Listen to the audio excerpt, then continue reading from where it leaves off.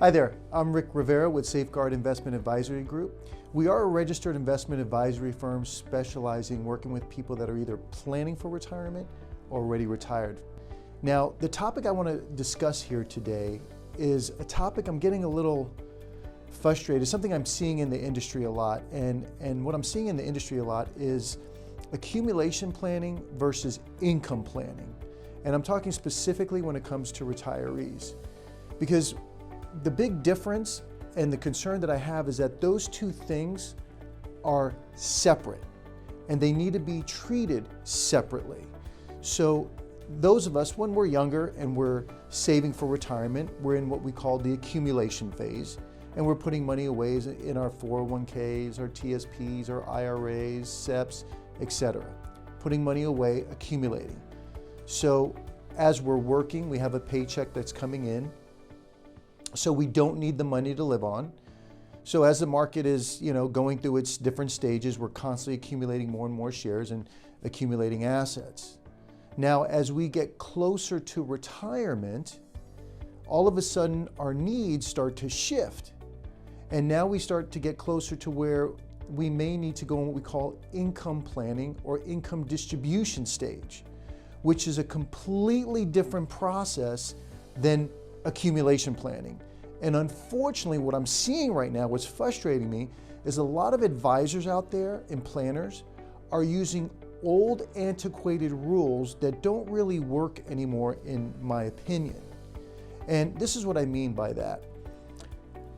They take accumulation planning and what they do is they try to make it accommodate income planning. And here's what I mean. They're going to throw terms at you such as the 4% rule, which means that as long as you're pulling out 4% of your investments each and every year, your money should last you the rest of your life. Well, here's the challenge that I have with that rule. That rule was created over 30 years ago. Things have changed since then. As you can imagine, interest rates were different back then. Market volatility was different back then. It was a completely different environment in which those rules were created. And advisors are still using them today. And here's the thing.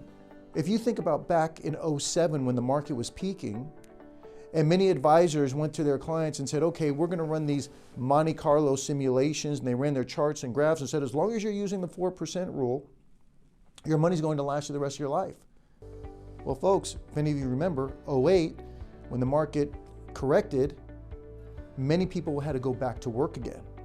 Because what happened? If your investments are down 15 and you're pulling 4% to live on, you're now down 19. So you're intensifying those losses. So their idea of income planning is just taking an accumulation plan that's invested in stocks, bonds, mutual funds, and a variety of different investments, and then adjust the allocation, maybe with a little less risk, in order to give you that 4% rule. Well, again, there's more complications to that. The other thing too is when it comes to the rule of 100, there's another rule that they're going to throw at you, such as the rule of 100. And what they mean by that is when they're doing their allocations, they might say, well, how we determine how much risk you should be taking is we need to minus your age from 100, and that's going to tell us what your split should be. Guaranteed investments versus risky investments, and in order to keep up with inflation, get a fair rate of return. Well, this is just a general rule of thumb. These rules don't know that maybe you're getting Social Security, and then that's completely taxed differently compared to your IRAs and your 401ks or maybe your pensions. These rules don't understand that, maybe you are getting more of your money from pensions and now you're under the windfall. It doesn't know that what your tax situation is, and maybe you might be a Roth conversion candidate, or what your taxes are going to be when you're forced to take out required minimum distributions at 72. It definitely doesn't know if, God forbid, some of you watching this channel right now, if one of the children happen to be special needs and you have a goal regarding leaving money behind to a child that might have a special needs situation. So my point is that there's products that are specifically designed for accumulation when we are saving for retirement. There's also products and strategies designed specifically for income planning. So it's just not a scenario where they're just taking the same basket of investments and trying to modify it to something that it's really not designed to do. I guess the easiest way I can explain it is, let's say you're going to go biking with your buddies and you have a road bike and they're actually planning on going off trails and they all have mountain bikes. Well, I guess you could throw some dirt tires on that road bike, get away with it, but you're not going to be able to keep up. It's not going to be as efficient, and vice versa. The guy that's on the mountain bike trying to keep up with the guys that actually have road bikes and they're riding on the road, I mean, he can do it, it's just not going to be as efficient. So my point is there's different programs, different strategies that are specifically designed to fit you like a glove, rather than lumping you in with everybody else.